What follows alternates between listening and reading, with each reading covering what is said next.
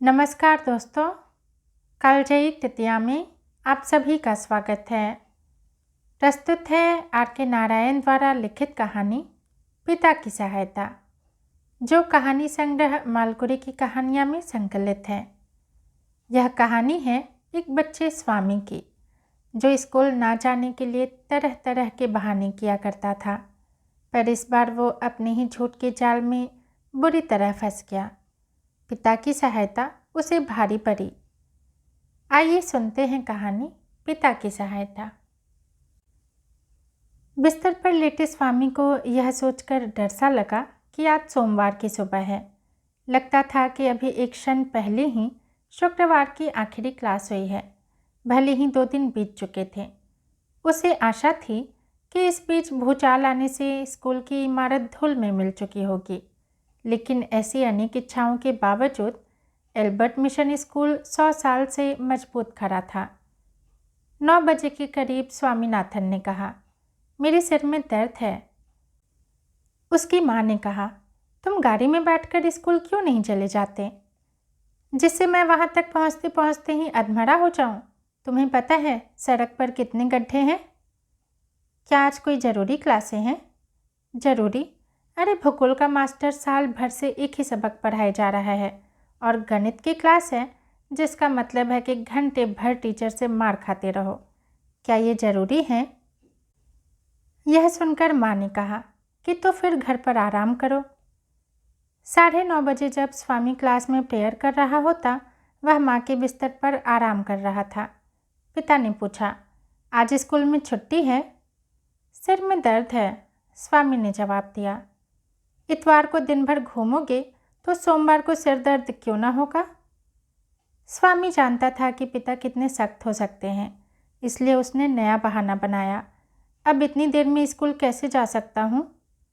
ठीक है, लेकिन यह तुम्हारी अपनी गलती है, इसलिए तुम्हें जाना चाहिए।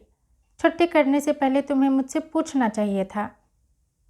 मैं इतनी देर से पहुँचा तो टीचर क्या सोचेगा? कह देना सिर में दर्द था, इसलिए देर हो गई। मैं यह कहूँगा तो वह मारेगा। अच्छा, देखते हैं, क्या नाम है उसका? सैमुअल।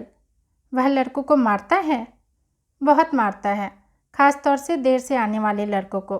कुछ दिन पहले एक लड़का देर से आया तो उसे पूरे पीरियड कोने में मुर्गा बनाकर खड़ा रखा।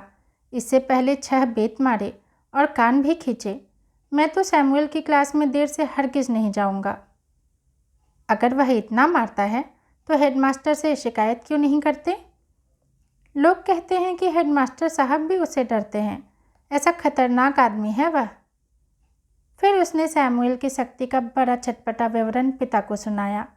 वह लड़के को तब तक बेंत लगाता रहता था जब तक हाथों से खून न टपकने लगे, और फिर यह खून उसके माथे पर लाल बिंदी की तरह लगवाता। स्वामी ने सोचा कि यह कहानी सुनने के बाद पिता उसे स्कूल जाने से रोक देंगे, लेकिन उन्होंने इसका एक नया उपाय बताया। वे बहुत उत्तेजित होकर कहने लगे, ये सुअर बच्चों को इस तरह कैसे मार सकते हैं? इन्हें तो स्कूल से बाहर निकाल देना चाहिए। अच्छा, मैं देखता हूँ। उन्होंने तय किया कि वह स्वामी को और देर से स्कूल भेजेंगे। उसे खत लिख कर देंगे कि उसे हेडमास्टर को दे दे। इसके लिए उन्होंने स्वामी का कोई विरोध नहीं माना। उसे स्कूल जाना ही होगा। जब तक वह स्कूल जाने के लिए तैयार हुआ, पिताजी ने एक लंबा खत लिखकर तैयार कर लिया था। उसे लिफाफे में रखा और गोंद से चिपका दिया। स्वामी ने डरते हुए पूछा, इसमें आपने क्या लिखा है? यह तुम्हारे जानने की बात नहीं है। इसे हेडमास्टर को देना और क्लास में चले जाना। क्या आपने सैमुअल के बारे में शिकायत लिखी है? बहुत सी बातें लिखी हैं उसके बारे में। हेडमास्टर इसे पढ़ेगा तो उसे स्कूल से निकाल ही नहीं देगा, पुलिस के हवाले भी कर देगा। क्या किया है सैमुअल ने? उसने जो सब किया है उसका पूरा ब्यौरा खत में है। इसे देकर ही क्लास में जाना। शाम को उनसे इसकी पावती भी ले आना। स्वामी स्कूल जाते हुए सोचता रहा कि वह दुनिया का सबसे बड़ा झूठा है। उसकी आत्मा उसे परेशान करने लगी। वह तय नहीं कर पा रहा था कि सैमुअल के बारे में उसने कितनी सच्चाई बयान की है। वह समझ नहीं पा रहा था कि उसने जितनी बातें कही हैं उनमें कितनी सच है और कितनी झूठ है। वह सड़क पर 1 मिनट रुक गया और सोचने लगा, सैमुअल इतना ज़्यादा बुरा तो नहीं है। दरअसल वह दूसरों से ज़्यादा ही अच्छा था। कभी कभी वह स्वामी की किसी बात पर मजाक भी करता था, जिसे स्वामी अपनी तारीफ के रूप में लेता था। लेकिन इसमें भी शक नहीं है कि वह लड़कों से बुरी तरह पेश आता था। वह बेत भी मारता था। स्वामी ऐसी किसी घटना की याद करने लगा, लेकिन देर तक कोई घटना याद नहीं आई। बहुत साल पहले उसने पहली कक्षा के एक छात्र को बेत मारे थे और हाथों पर खून निकलने पर उसे माथे पर बिंदी लगवाई थी। लेकिन यह घटना किसी ने देखी नहीं थी। फिर भी यह कहानी हर साल लड़कों के मुंह से सुनी जाती थी। सैमुअल के व्यवहार के बारे में स्वामी कुछ निश्चित नहीं कर पा रहा था। वह अच्छा था या बुरा, इसके बारे में यह खत हेडमास्टर को दिया जाए या नहीं। एक क्षण को स्वामी के मन में आया कि घर वापस लौट जाए और पिताजी से यह पत्र वापस ले लेने के लिए कहे, लेकिन वे बहुत कड़े आदमी थे। स्कूल की पीली इमारत के पास पहुंचते हुए वह महसूस करता रहा कि वह सैमुअल की झूठी शिकायत करवा रहा है, जिससे उसकी ज़िंदगी बर्बाद हो सकती है। हो सकता है कि हेडमास्टर साहब उसे नौकरी से निकाल दे, फिर पुलिस उसको पकड़ कर ले जाए और जेल में बंद कर दे। इस सब अपमान और कष्ट के लिए कौन जिम्मेवार होगा? स्वामी यह सोचते हुए कांपने लगा। वह सैमुअल के बारे में जितना सोचता उतना ही उसके लिए परेशान होता। गहरा सांवला चेहरा, छोटी छोटी लाली लिए आंखें, पतली मूछें, शेव के बिना हल्के बालों से भरे गाल और ठोड़ी, पीला कोट, सब मिलाकर सैमुअल की उदास शक्ल उसके सामने आने लगी। जेब में रखे लिफाफे को महसूस करते हुए वह सोचने लगा कि वही कातिल है। उसे अब गुस्सा आने लगा और सोचने लगा कि इस झूठ से भरे खत को नाली में क्यों न फेंक दिया जाए। स्कूल में घुसते ही उसे एक विचार आया जो इस समस्या का हल हो सकता था। वह यह खेत हेडमास्टर को अभी नहीं देगा, शाम को घर लौटते हुए देगा। इस सीमा तक वह पिता की आज्ञा नहीं मानेगा और आज़ादी से काम लेगा। यह कोई गलत बात नहीं और पिता को इसका पता भी नहीं चलेगा। यदि पत्र शाम को दिया जाएगा तो हो सकता है सैमुअल इस बीच कुछ ऐसा कर बैठे कि पत्र की शिकायत सही हो जाए। स्वामी कक्षा के द्वार पर खड़ा था। सैमुअल गणित पढ़ा रहा था। उसने स्वामी पर नज़र डाली। स्वामी सोच रहा था कि उसे देखते ही सैमुअल कुछ ऐसा कर सकता है जिसकी शिकायत की जा सकती हो। लेकिन सैमुअल ने इतना ही पूछा, अभी स्कूल आ रहे हो? जी सर। तुम आधा घंटा लेट हो। जानता हूँ, स्वामी ने कहा। अब उस पर मार पड़ेगी। वह प्रार्थना भी कर रहा था, तिरुपति के देवता सैमुअल से मुझे पिटवाओ। देर क्यों हुई? स्वामी जवाब में कहना चाहता था, मैं देखना चाहता था कि तुम मेरे साथ क्या कर सकते हो, लेकिन इसके बजाय यह कहा, सर सिर में दर्द था। तो फिर आए ही क्यों स्कूल? सैमुअल से इस सवाल की उसे उम्मीद नहीं थी। बोला, सर पिताजी ने कहा कि क्लास मिस करना ठीक नहीं है। इस जवाब से सैमुअल प्रभावित लगा। बोला, तुम्हारे पिताजी सही कहते हैं, वे बहुत समझदार लगते हैं। हमें ऐसे ही पिताओं की ज़रूरत है। अरे बेवकूफ़, स्वामी ने सोचा, तुम्हें पता नहीं है कि पिताजी ने तुम्हारे लिए क्या किया है। सैमुअल के व्यवहार के बारे में अब उसे और परेशानी होने लगी। ठीक है, अपनी सीट पर बैठ जाओ। क्या दर्द अब भी है? सर थोड़ा सा है। यह कहकर स्वामी दुखी मन से सीट पर जा बैठा। सैमुअल जितना अच्छा आदमी उसे अब तक नहीं मिला था। टीचर लड़कों के होमवर्क का मुआयना कर रहे थे, जिसमें स्वामी का विचार था कि सख्ती के सबसे ज़्यादा मौके आते हैं।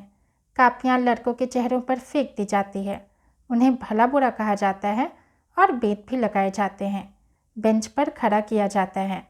लेकिन सैमुअल आज ज़्यादा नरमी और सहिष्णुता दिखा रहा था। खराब कापियाँ उसने वापस कर दी। लड़कों को बेत से जरा सा छुआ, किसी को एक आध मिनट से ज़्यादा बेंच पर खड़ा नहीं किया। अब स्वामी की बारी आई। स्वामी खुश हुआ। स्वामीनाथन, तुम्हारा होमवर्क कहाँ है? उसने तपाक से उत्तर दिया, मैंने कोई होमवर्क नहीं किया है। एक क्षण को शांति रही। सिरदर्द के कारण? क्यों? सैमुअल ने पूछा। जी सर। ठीक है, बैठ जाओ। स्वामी बैठ गया और सोचने लगा कि आज सैमुअल को हुआ क्या है। पीरियड खत्म हुआ तो स्वामी को बड़ी निराशा हुई। आखिरी पीरियड भी सैमुअल का ही था। इसमें उसे इतिहास पढ़ाना था। 3:45 पीरियड शुरू हुआ और 45 मिनट में ख़त्म हो गया। स्वामी पिछले पीरियडों में इसी पर विचार करता रहा था।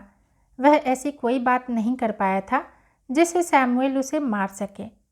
4 बजे तो वह बहुत परेशान हो उठा। सैमुअल वह सबक पढ़ा रहा था जिसमें वास्को डी गामा के भारत आने का जिक्र था। लड़के अधसोए से सुन रहे थे। स्वामी ने एकाएक खड़े होकर सवाल किया, सर, कोलंबस हिंदुस्तान क्यों नहीं आया? वह अपना रास्ता भूल गया था। मैं यह नहीं मान सकता। यह बात विश्वास के लायक नहीं है। क्यों नहीं है? इतना बड़ा आदमी रास्ता कैसे भूल सकता है? चिल्लाकर क्यों कह रहे हो? मैं तुम्हारी बात सुन सकता हूँ। मैं चिल्ला नहीं रहा हूँ सर, मेरी आवाज़ ही ऐसी है। ईश्वर ने मुझे ऐसी ही आवाज़ दी है, इसमें मैं क्या कर सकता हूँ? अच्छा, बैठ जाओ। स्वामी बैठ गया, लेकिन अब वह थोड़ा सा खुश था क्योंकि सैमुअल परेशानी से उसे देख रहा था। उसका दूसरा मौका भी आ गया जब पहली लाइन में बैठे शंकर ने सवाल किया, सर, वास्को डी गामा पहला आदमी था जो भारत आया था? सैमुअल के जवाब देने से पहले स्वामी ने पिछली बेंच से और भी जोर से चिल्लाकर उत्तर दिया, लोग यही कहते हैं। सैमुअल और दूसरे लड़कों ने घूर कर स्वामी की ओर देखा। टीचर को आज स्वामी के बर्ताव से ताज्जुब हो रहा था। उसने कहा, स्वामीनाथन, आज तुम जरा ज़्यादा ही जोर से बोल रहे हो। मैं चिल्ला नहीं रहा हूँ सर, मैंने कहा ना कि मेरी आवाज़ ही ऐसी है। इसके लिए ईश्वर ही जिम्मेदार है। तभी स्कूल की घंटी बजी। क्लास खत्म होने में 15 मिनट बाकी रहे थे। इन मिनटों में स्वामी को कुछ ज़रूर ऐसा कर डालना चाहिए कि सैमुअल भड़क उठे। सैमुअल ने उसे घूर कर देखा था और सख्त बात भी कही थी, लेकिन शिकायत के लिए यह काफ़ी नहीं था। स्वामी सोच रहा था कि थोड़ा और कोशिश करने से सैमुअल के खिलाफ मुकदमा बनाया जा सकेगा। टीचर किताब में से कुछ आगे तक पढ़कर रुक गया। वह बोला कि अब वह सवाल करेगा। कहा कि सब विद्यार्थी अब किताबें बंद करके रख दें। फिर उसने दूसरी पंक्ति में बैठे एक लड़के से प्रश्न किया, वास्को डी गामा कब भारत आया था? स्वामीनाथन एकदम खड़ा हो गया और चीख कर बोला, सन 1648 में 20 दिसंबर के दिन। तुम्हें चिल्लाने की ज़रूरत नहीं है। सिर दर्द से तुम पागल हो गए लगते हो। अब मुझे सिर दर्द बिल्कुल नहीं है, स्वामी ने चिल्लाने के साथ जोर से हंसकर कहा। बेवकूफ़ लड़के, बैठ जाओ। अपने को बेवकूफ़ कहे जाने से वह बहुत खुश हुआ। अब बोले तो मैं तुम्हें बेत लगाऊंगा। टीचर ने बात पूरी की। स्वामी बैठ गया। बेत लगाने की बात सुनकर उसे और भी खुशी हुई। टीचर आगे कहने लगा, अब मैं मुग़ल साम्राज्य के बारे में कुछ सवाल पूछूंगा। मुग़ल बादशाहों में आप किसको सबसे महान, किसको सबसे शक्तिशाली और किसको सबसे धार्मिक बादशाह मानते हैं? स्वामी उठ खड़ा हुआ। उसे देखते ही टीचर ने कहा, तुम बैठ जाओ। सर, मैं जवाब देना चाहता हूँ। बैठ जाओ। मैं नहीं बैठूंगा। अभी मैंने क्या कहा कि तुम नहीं बैठोगे तो मैं क्या करूँगा?